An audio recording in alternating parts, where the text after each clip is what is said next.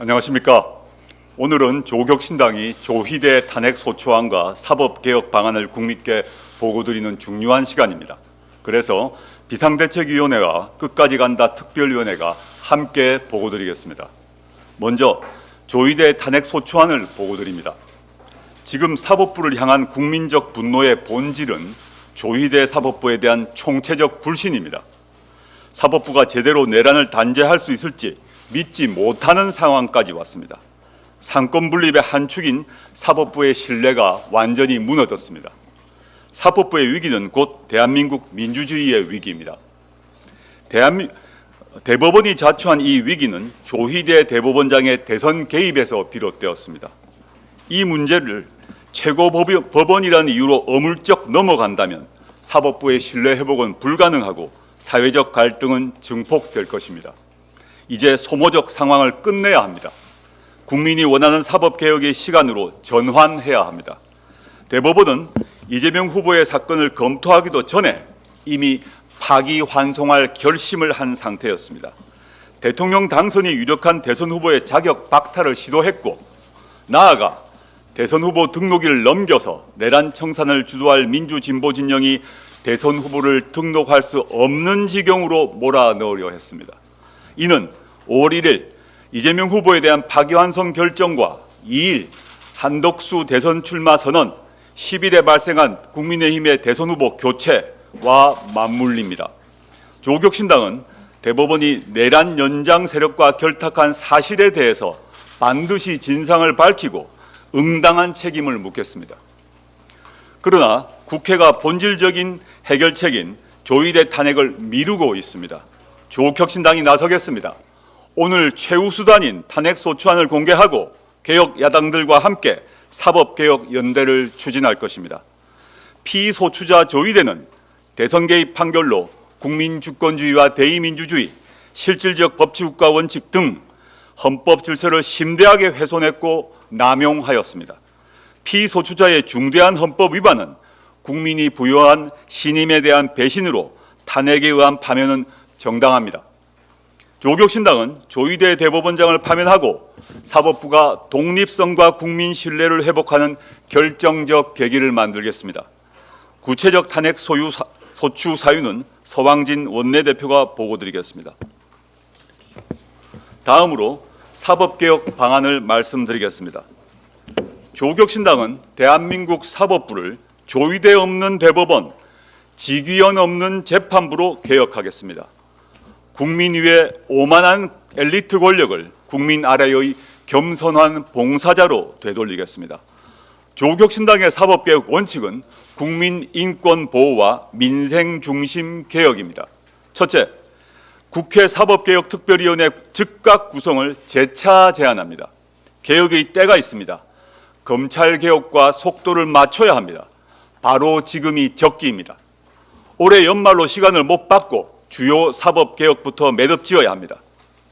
둘째, 대법원장의 지휘를 받지 않는 독립된 감찰기구의 설치입니다. 직위원 판사를 보호하는 폐단을 원천 봉쇄해야 합니다. 죄를 지은 판사가 징계를 받는 상식적인 재판부가 만들어져야 합니다. 셋째, 법원 행정처를 폐지하고 사법행정위원회를 신설하겠습니다. 법원 정치화의 원인은 제왕적 대법원장제입니다. 국정감사를 통해 많은 국민이 생중계로 확인했습니다. 대법원장의 오른팔 역할을 하는 법원행정처를 폐지하고 사법행정위원회에 대법원장의 사법행정권을 이관해야 합니다. 독선적이고 폐쇄적인 밀실재판을 영구히 추방해야 합니다. 그래서 판사들이 본연의 임무인 공정한 재판만 집중하는 시스템을 안착시키겠습니다. 넷째, 소비자법원과 노동법원을 신설해서 경제민주화를 이루겠습니다. 법과 판결은 사회적 약자의 편에서 작동해야 합니다. 평범한 국민이 대법원의 갑질로 쓰러져서는 안 됩니다. 소비자법원과 노동법원을 통해 특권과 기득권에 기울어진 민생운동장을 바로 세우겠습니다. 조국혁신당은 이 외에도 재판소원제도 도입, 대법관 증언과 판결문 완전 공개, AI 시대에 맞는 투명하고 효율적인 법률 서비스 등 국민의 눈높이와 시대에 맞는 사법개혁 방안을 마련했습니다. 자세한 내용은 끝까지 간다 특위 법원개혁 소위원장이신 이혜민 의원께서 보고드리겠습니다. 이제 사법개혁의 시간입니다. 조국신당은 사법개혁의 망치질을 멈추지 않고 끝까지 가겠습니다. 감사합니다. 네, 말씀 들었습니다. 그러면 서왕진 원내대표께서 탄핵소추안의 내용에 대해서 발제해 주시겠습니다.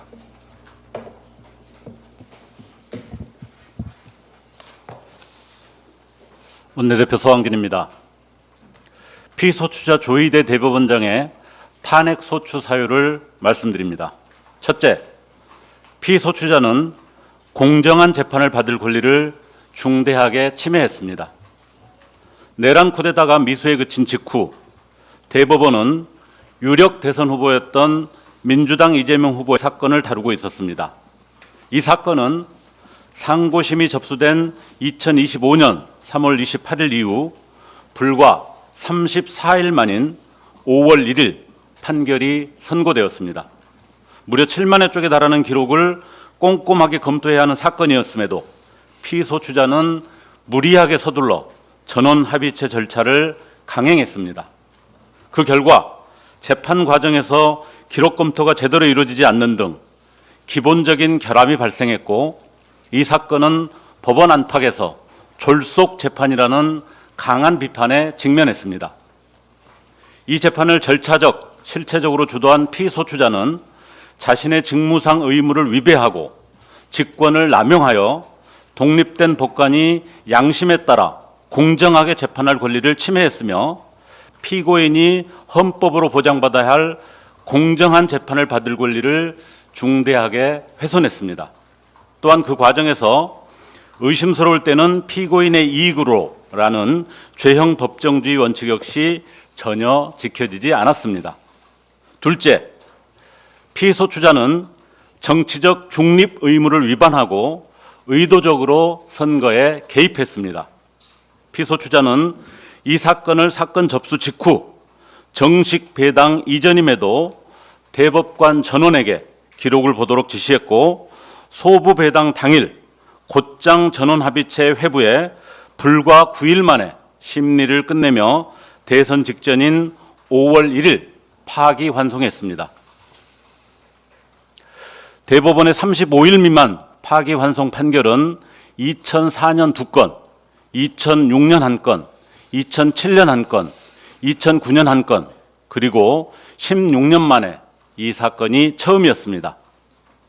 대법원이 사전 검토 사례로 든 국정원 댓글 사건과 국정농단 직권남용 사건은 각각 5개월, 1년이 걸렸고 1, 2심의 유무죄 판단이 다르지도 않았습니다.